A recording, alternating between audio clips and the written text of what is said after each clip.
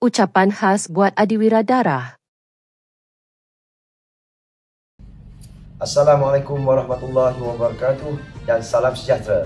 Selamat Hari Raya Aidilfitri, maaf zahir dan batin. Sedikit pantun untuk para penerima darah.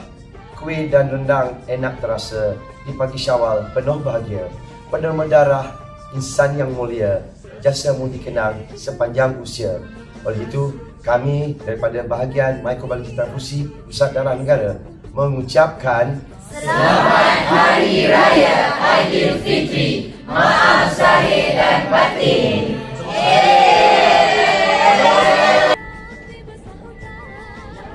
Kami dari bahagian Histocompatibility dan Immunogenetics mengucapkan Selamat Hari Raya Aidilfitri, maaf zahir dan batin kepada semua penerima darah budiman, warga PDN, seluruh ahli keluarga dan rakyat Malaysia. Selamat Hari Raya! Kepada penerima darah yang budiman dan semua yang menonton, kami dari MRIK ingin mengucapkan Selamat Hari Raya Aidilfitri, maaf zahir dan batin. Jalan berliku ke hujung desa, singgah sebentar di rumah lama. Andai tersilap tutur dan bahasa, ampun dipinta di pagi yang mulia. pelita bernyala di tepi jendela, menerangi malam di Aidilfitri. Ramadan mendidik jiwa yang hampa, moga Syawal menyuci diri.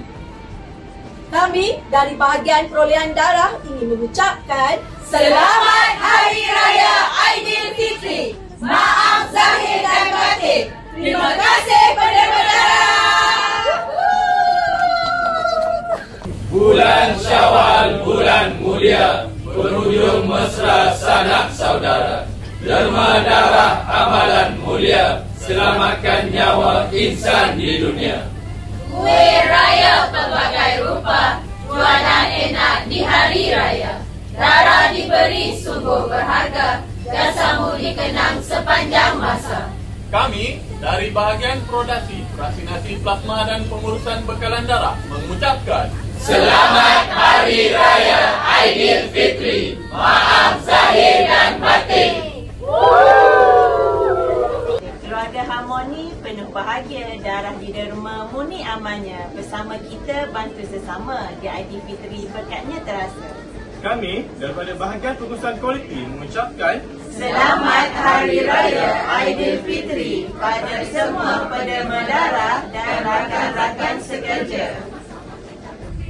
Kepada semua penerima darah, kami dari bahagian NASA ingin mengucapkan Selamat Hari Raya Aidilfitri, maaf zahir dan batin.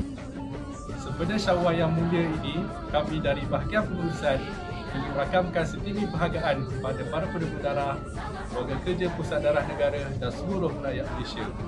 Semoga setiap titisan darah yang didermakan memberi manfaat dan harapan baru kepada yang memerlukan.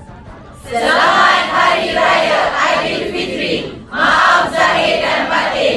Terima kasih Adiwira.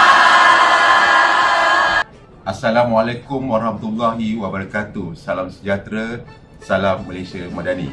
Kami pengurusan tertinggi Pusat Darah Negara ingin merakamkan setinggi penghargaan kepada penerima darah, para penganjur kempen penerima darah, warga kerja PDN dan seluruh rakyat Malaysia yang dikasihi.